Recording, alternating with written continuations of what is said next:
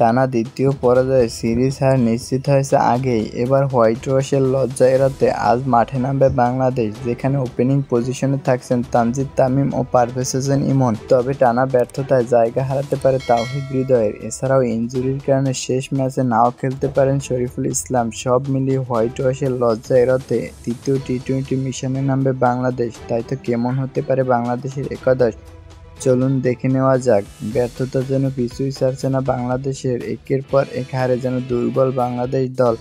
আরব আমিরাতের সাথে সিরিজ হেরে, এবার পাকিস্তানের সাথেও এক ম্যাচ আগেই সিরিজ হেরে হোয়াইট ওয়াশের লজ্জা এড়াতে মাঠে নামবে বাংলাদেশ দল। টানা 2 ম্যাচ নিজেদের হারিয়ে খুঁজছে ক্রিকেটাররা। বোলিং কিংবা ব্যাটিং উভয় বিভাগেই হতাশার পারফরম্যান্স করেছে বাংলাদেশের প্রায় সকল ক্রিকেটাররা। বিশেষ করে যাদের উপর প্রত্যাশার ভার ছিল তারাই ডুবিয়েছে দলকে। যদিও এবার পাকিস্তান সফরে বড় স্বপ্নের বীজ বুনেছিল টাইগার সমর্থকেরা, তার কিছুই দিতে পারেননি ক্রিকেটাররা। তাই তো শেষ ম্যাচে বড় পরিবর্তন আসতে পারে।